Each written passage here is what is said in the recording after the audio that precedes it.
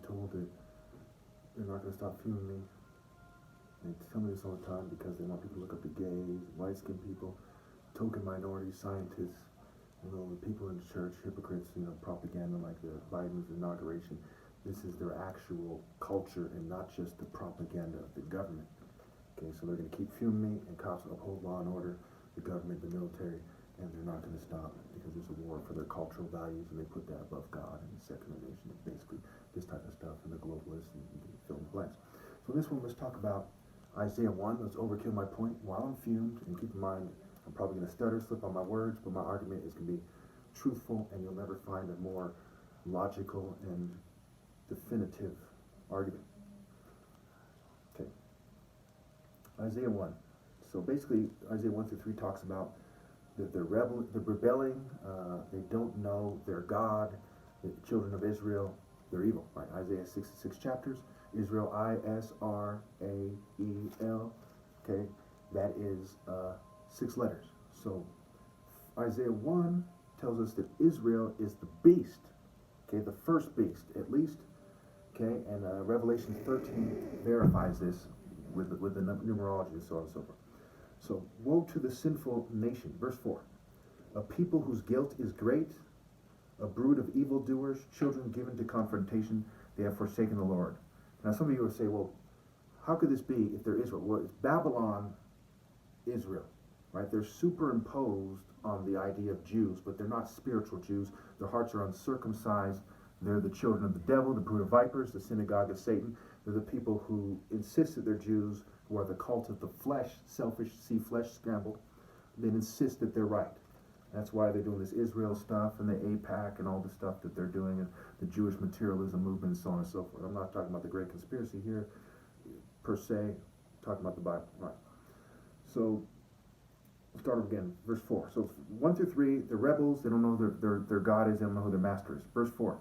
Woe to the sinful nation, a people whose guilt is great, a brood of evildoers, children given to corruption. They have forsaken the Lord, they have spurned the Holy One of Israel, and turned their backs on him.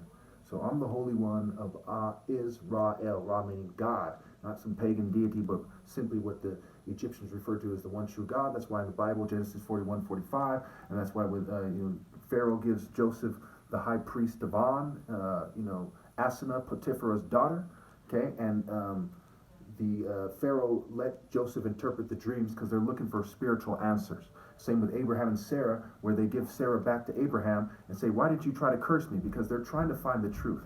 And that's what Ra represents. And Horus represents a warrior, the war god. So they're trying to find the truth with war arts. Exodus 15:3, the Lord is the warrior, the Lord is his name. 1 Samuel 17. Out there.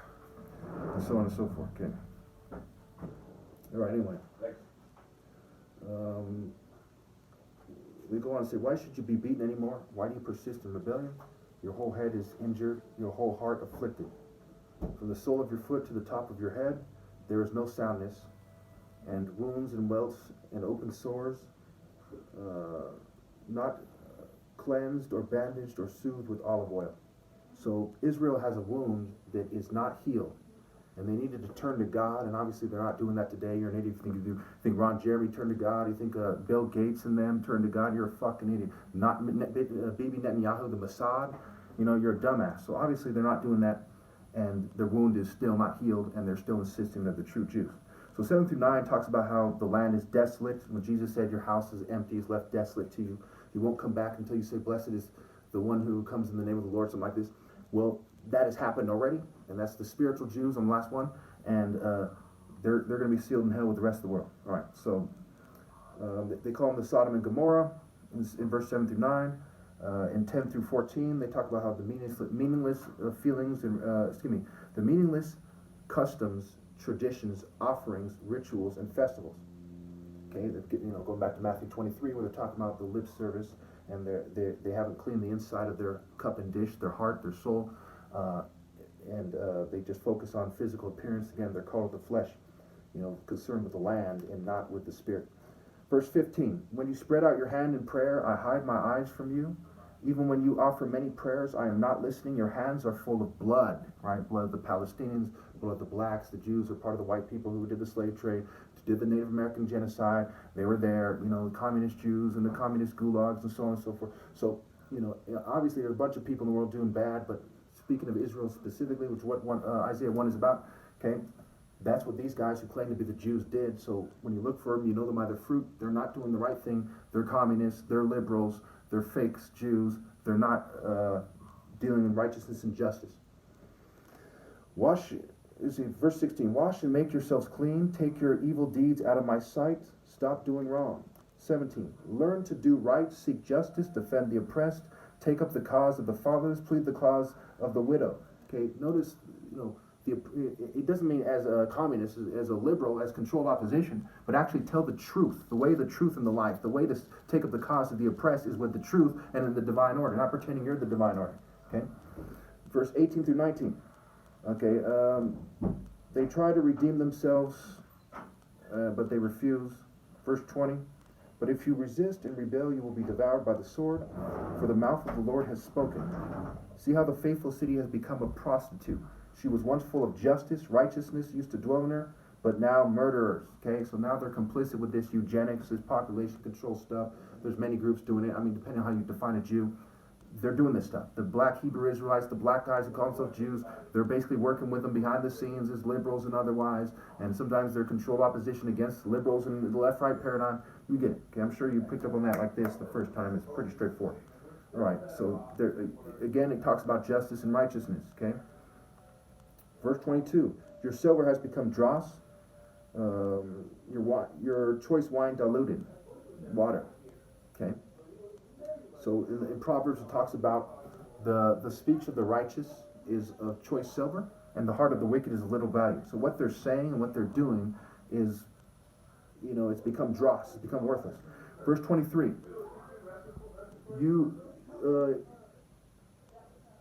all right. Okay, your rulers are rebels, partners with thieves. No, they're cheating me out of my rightful place. Okay, as the top martial artists, I deal in justice and righteousness, they're cheating me. You see Israel coming together, you see Israel as a nation saying, hey, this guy over here in America is the Messiah, and they're cheating him. No, because they're thieves. You think they don't know? You think they don't? I guarantee you, the Jewish community, at least in this area, and some of them have friends, have family in Israel, they know. Why isn't the news out? Why isn't it all over the TV? They control the media to some degree. Why isn't it all over the media? Okay, because they're thieves. Okay, they're rebels against God. You know this. I know this for sure. You know this. They all love bribes and chase gifts. Okay, they're the Jewish materialism, right? A deeper materialism. Tel Aviv, right? Globalism. The LGBT movement. Okay, they're after sexual favors and money and so on and so forth. They do not defend the cause of the fatherless. The widow's case does not appear before them. They don't try to bring the Jews to God, to the Father, which is through me. Okay, the widow. Okay, it's in a sense God is dead to them, because they're married to Baal and Aphrodite and Zeus and Molech and so on and so forth, and Chemosh and Ammon and so on and so forth. They're pagans, okay? They're conformists, they're functionalists, they're worldly, okay? They're not married to God, okay? To them, God is dead, and to God, the widow is dead. The literal, the physical Israel that we have at this point, okay? And the physical children that claim to be the Jews, okay? Other than me, because I'm the spiritual child. So long story why that is, I'm sure you can figure it out. There's no plan to reunite God, just Baal and Zeus and all this. Okay, so there's four basically types of groups we have here right now. Let me shoot through this. Let me upload it because we're in now. Okay. All right, number one is the liberal Satanists. Everyone's like, oh, the Satanists, well, let's look to the conservatives. Conservatives, oh, you're racist, let's look to number three, the rich and the scientists. Oh, you're fucking fake-ass, Bill Gates, King George-ass motherfuckers and Ivy League bitches that turned their back on God. So let's look to number four, the military and the conspiracy theorist guys and so on and so forth. They're all full of shit, too, so they got nothing. All right, basically is how it goes. 24. Therefore the Lord Almighty, the mighty one of Israel declares, I will vent my wrath on my foes and avenge myself on my enemies. I will turn my hand against you. I will thoroughly purge away your dross and remove all your leaders, as in the days of old, your rulers. Excuse me. I will purge away. Okay, look.